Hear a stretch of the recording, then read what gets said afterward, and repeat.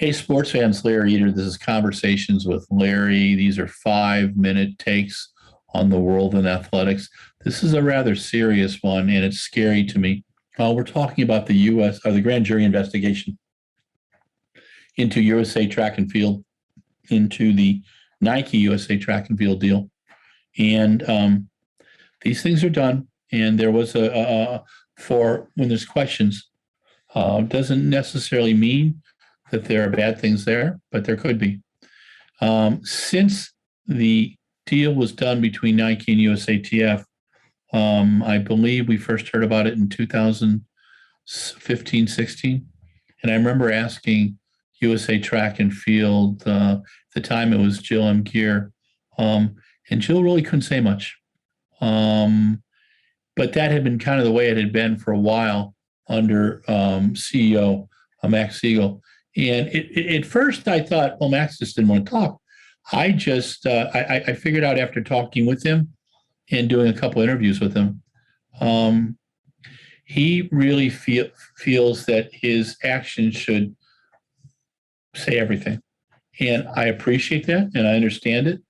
I also appreciate it when he talks. I think that's important because then there's a vacuum that's left there. So here's what's going on. The grand jury, from what we understand, in a copyrighted story by Runner's World, and which was quite well done, I must say. I think I think it was just well documented, well researched.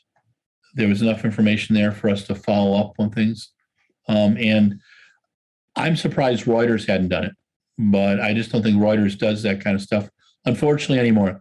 I don't know if they're global editors. I hope they hear this. Don't think the track and field's that important, but this was right in Reuters' bailiwick, and it's I'm really surprised that they hadn't championed this. But Runner's World did, and they deserve credit for it.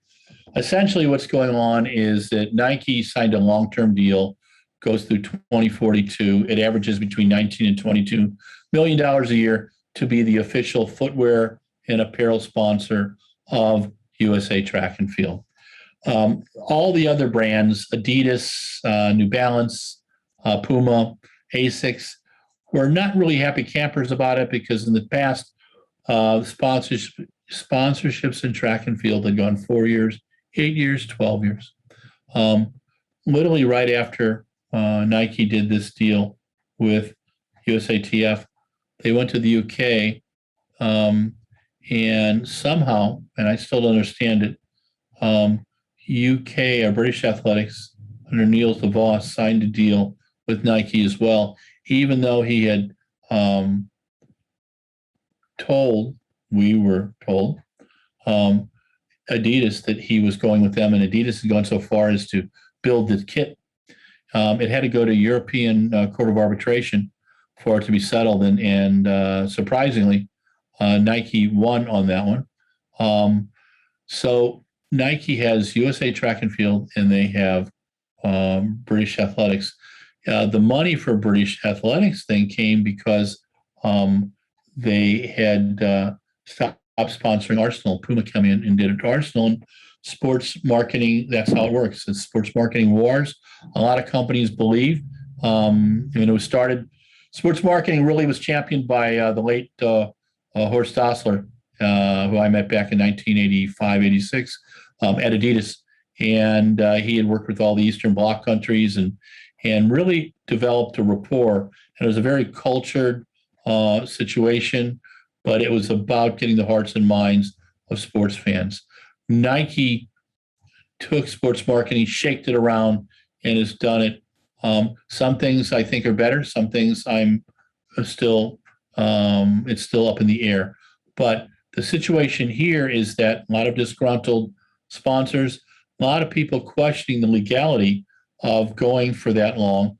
Also, the value of money, what is 22 million now looks hot. What's that 22 million in 2016 terms going to be in 2042? What about 600,000 or 14 million? Is that going to be that? Is that going to do it for USA Track and Field then? Those questions are kind of out of the place. The questions that the grand jury are looking at are compensation. They're in the article, they talked about a escrow account. Nothing wrong with an escrow account in terms of compensation. That's the legal way you do things. And everything that they talked about in the article, while not on the ethics, non-ethics kind of place, could be questionable. They were not illegal. And that's a big difference. And I believe that Nike felt that they needed to do their deal, because if they didn't, Adidas would come in or someone else. And we could we be having this discussion about the other people? I don't know.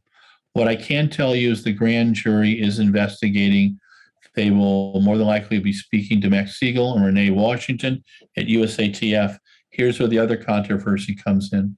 Back in 2017, Finn Lanana, then president of USA Track and Field, and also of Trackdown 2022, was interviewed, I believe, by the FBI over the deal done with World Athletics on Eugene. During that time, Steve Miller and the board at USATF had him put out to pasture, and he had to go to the CAS, the Center for Arbitration of Sport, to be reinstated as the USA Track and Field president again. Finding it ironic now that Max Siegel and Renee Washington may be investigated by the grand jury, but USATF hasn't confirmed it, and have not been put on leave, and one's wondering what the issue is there. At the very least, USATF's board does not know how to do good PR. At the very worst, they're what many of the membership believe is a board out of control. And it's sad because the athletes, the coaches, and the fans seem to go on no matter what, as the board seems to fight over various little fiefdoms. And that's just not good for the sport. It's also not good for USOC as well. And I suspect that there will be some conversations and some people will be getting their hands slapped. But this grand jury investigation continues to go on.